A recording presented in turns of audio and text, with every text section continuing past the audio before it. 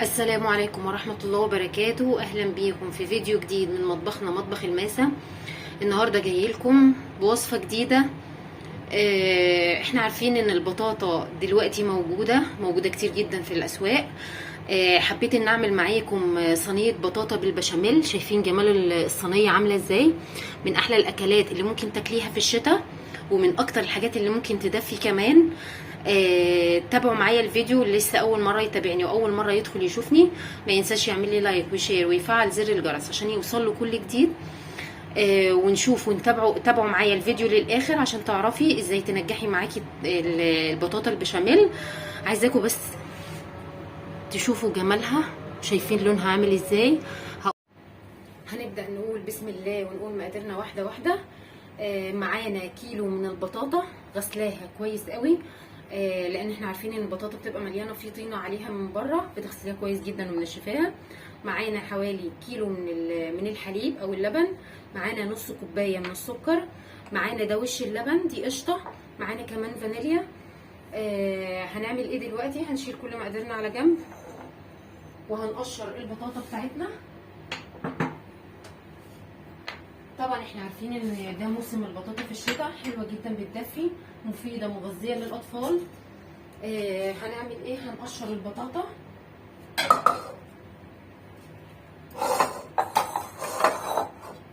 هقشر البطاطا معاكم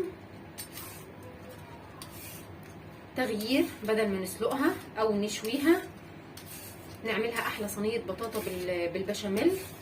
في طرق كتيره للبطاطا. هعمل لكم ان شاء الله في طريقه تانية حلوه جدا. نقشرها.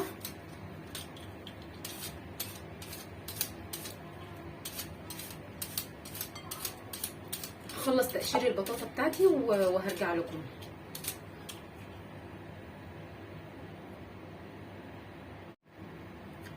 بعد ما قشرنا البطاطا وغسلناها هنبدأ نقطعها حلقات بالشكل ده. البطاطا مفيدة جدا، مفيدة لولادنا اليومين دول. بعتذر لو كان صوتي متغير، معلش، انتوا عارفين نزلات البرد ربنا يعافينا اليومين دول، مش سايبة لا كبير ولا صغير، الحمد لله. هنقطعها بالشكل ده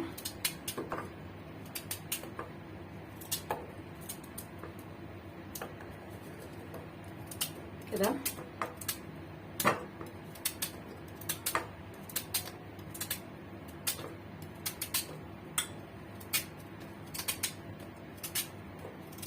احلى حاجه في البرد ده الدفى بتاع تاكلي معاها، تاكلي قطعه بطاطا اذا كانت مشويه او مسلوقه، او تعمليها صينيه زي ما هعملها دلوقتي. دي احلى حاجه في الشتاء بتدفي.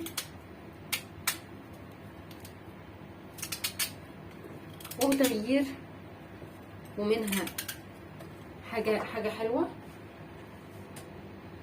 كده. قطعناها كلها. هنبدا نعمل ايه؟ هنجيب الحليب بتاعنا، هنحط شويه حليب، يعني حوالي نص كوبايه او كوبايه الا ربع. هنحط كمان فانيليا.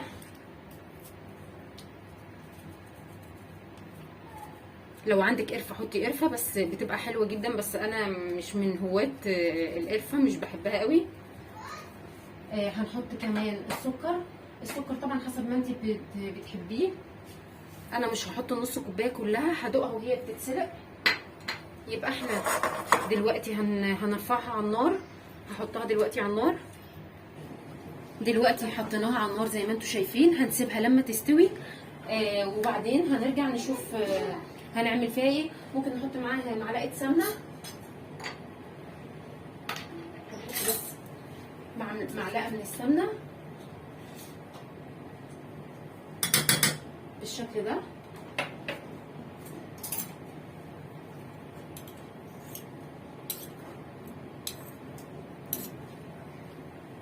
ونسيبها تستوي براحتها. نغطي عليها بس ثواني، اجيب الغطا نغطي عليها كده. ونرجع نشوف هنعمل فيها ايه بعد ما تستوي ان شاء الله. دلوقتي دي البطاطا بتاعتنا ما شاء الله دخلت في السوا، بس لسه لا سيكه وتستوي. هسيبها شويه كمان. انا من النوع اللي ما بحبش اللبن بتاعها تتشربه كله، انا بحب اسيب فيها شويه لبن. زي ما انتم شايفين هي منزله لبن اصلا، وهي بتنزل كراميل والميه بتاعتها. هي شوفي بتتكسر معانا، بس في بعض الحلقات اللي احنا مقطعينها لسه فيها محتاجه شويه. هنسيبها شويه على النار ونرجع لكم. دي البطاطا بتاعتنا بعد ما اتسلقت، واحنا بنقلبها كده. هي خدوا بالكم ان لسه فيها، عايزه اوريكم بس، لسه فيها اللبن زي ما انتم شايفين. انا بحب يكون جوسي شويه، مش ناشفه قوي. هعمل ايه دلوقتي؟ هجيب الصينيه بتاعتي، انا عايزه اهرسها جوه دي الصينيه. هحط فيها معلقه من السمنه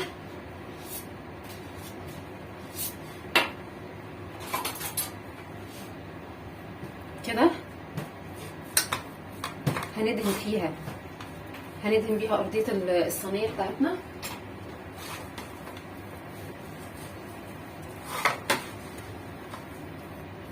اللي لسه داخل الفيديو اول مره يشوفني ما ينساش يضغط لايك ويفعل لي زر الجرس عشان يوصل له اشعارات من فيديوهاتي الجديده اول باول.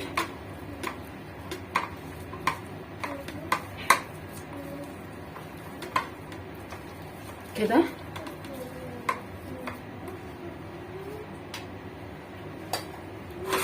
هنبدأ واحنا بنقلب نهرس البطاطا بتاعتنا بالشكل ده.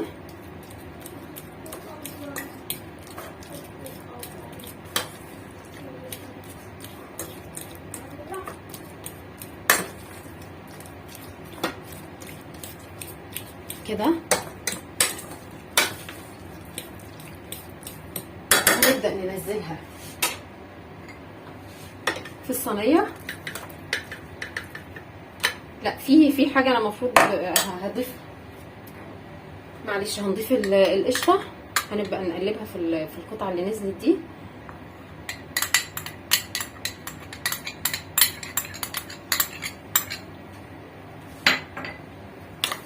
على فكرة لو ما عندكيش قشطة مش مشكلة، مش لازم. معلقة السمنة بتغني. كده هنقلبهم في بعض جوه الصينية. هقرب لكم بس الصينية تشوفوها.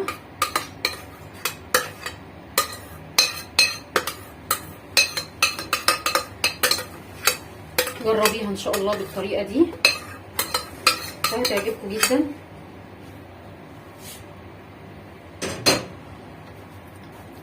هنبدأ نفردها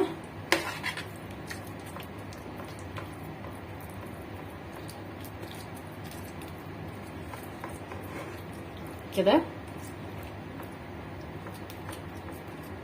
لو في قطعة هتلاقي تحت المعلقة اضغطي عليها بس وهرسيها، هي كده كده هتكمل. لو في حتة ما استوتش او حاجة هتكمل سواها في الفرن. كده هنسوي بس بالمعلقة عشان الوش يكون مظبوط.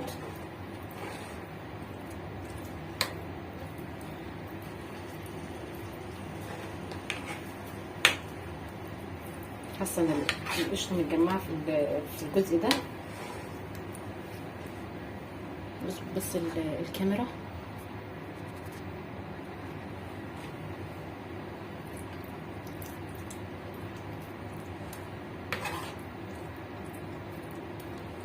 كده. هنسيبها دلوقتي وهوريكم نعمل دلوقتي البشاميل.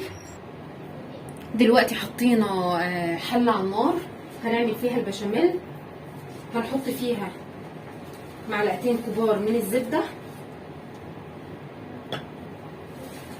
بالشكل ده، وننزل عليهم كمان بس اما يسيحوا بس.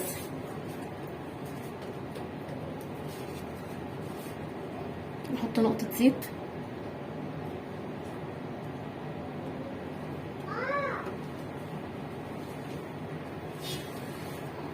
هنحط هنحط معلقتين من الدقيق بس هنصبر لما يفك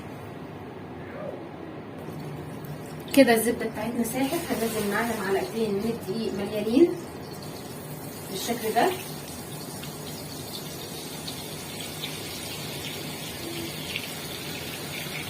ونبدا نقلب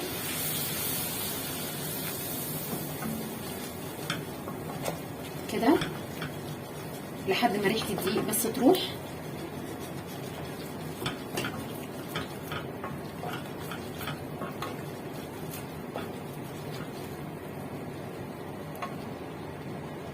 ويبدا الدقيق تحس ان هو بيغلي من الجوانب كده.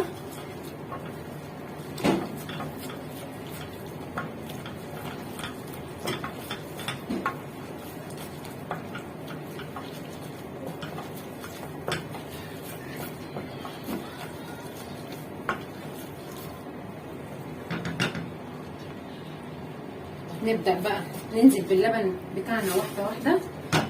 نبدأ نستعمل الويسك عشان نقلب بسرعة. بسم الله.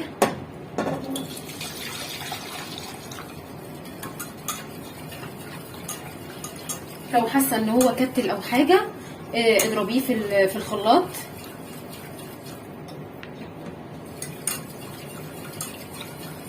كده. السكر على فكره نص كوبايه السكر اللي انا قلت لكم عليه انا ما حطيتهاش، انا خدت ربع كوبايه بس لان حسيت ان هي سكرها كده يدوب. حسب برضو انتي دوقي البطاطا بتاعتك، حسيت ان هي محتاجه سكر حطي. السكر والملح بالذات انا مش بحب ان انا ادي مقدار بالظبط، لان في ناس بتحب الحاجه مسكره جدا، في ناس بتحبها مظبوطه، في ناس ما بتحبش السكر اصلا. هنبدا نقلب لحد ما يتقل معانا البشاميل. هنضيف انا الفانيليا ما ضفتهاش كلها، ضفت نصها في البطاطا، وده شويه منها نحطها مع البشاميل. ونضيف شويه صغيرين جدا من السكر، انا مش عايزاها مسكره قوي كده. على فكره انت ممكن تعمليها على البارد، وبدل ما تحطي معلقتين من الدقيق ممكن تستبدليها بمعلقتين من النشا وتدوبيهم على البارد وتحطيها زي القشطه الكدابه كده، او المهلبيه تتحط على وش البطاطا، هتبقى كويسه جدا برضو. عندك اختيارين، يا تعمليه البشاميل زي ما انا بقولك، يا تعمليها زي القشطه الكدابه او المهلبيه، هتبقى كويسه برضو.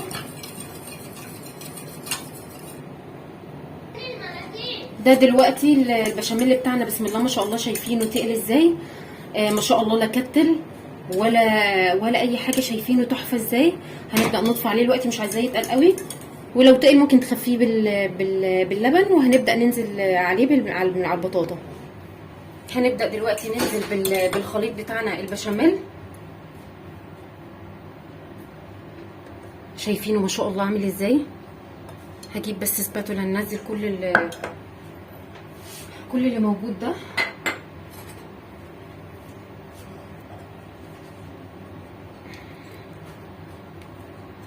البشاميل بتاع البطاطا ما بيبقاش تقيل، خدوا بالكم من حاجه زي كده. شايفينه ما شاء الله، لا تقيل قوي ولا خفيف قوي، يعني بيبقى وسط تمام كده.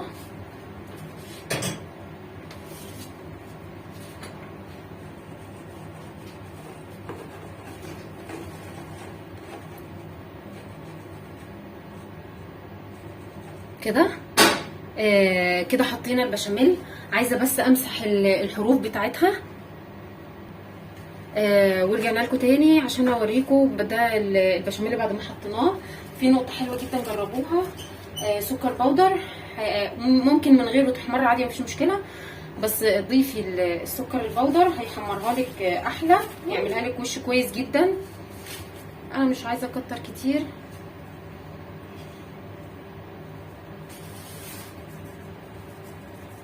انا ليه بعمله بالمصفى؟ لان احنا عارفين ان السكر البودر بيبقى فيه حبيبات وكتل كده بالشكل ده. احنا مشغلين الفرن، انا مشغله الفرن دلوقتي على درجه حراره عاليه. انا مشغله الشوايه بس مش مشغله الفرن من تحت، لان هي كده كده البطاطا مستويه والبشاميل مستوي. انا محتاجه بس وش تاخده. هندخلها الفرن ونرجع لكم بعد ما تخرج من الفرن نشوفها. ده شكل البطاطا، دي شكل صينيه البطاطا بالبشاميل بتاعتنا. شايفين جمالها؟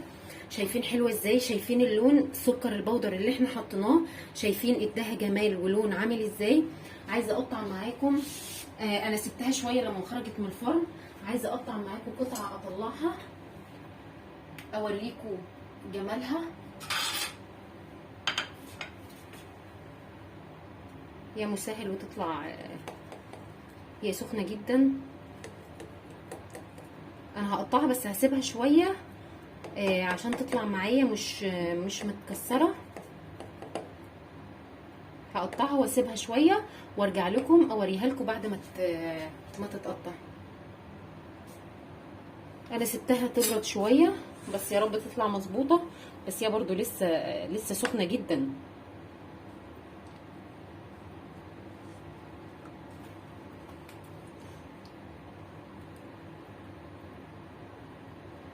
شايفين؟ هجيب معلقه، هجيب شوكه.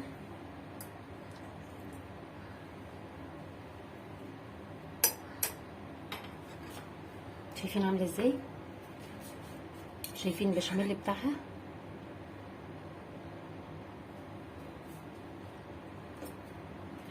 لازم ندوق. حلوه جدا جدا جدا جدا، فعلا فظيعه. بتمنى ان انتوا تجربوها وفعلا هتعجبكم جدا. اللي وصل في الفيديو لحد هنا مش هقول، رجاء منكم ان انتوا تعملوا لي لايك وشير، واستنوني في فيديو جديد وطبخه جديده من مطبخنا مطبخ الماسة. والسلام عليكم ورحمه الله وبركاته.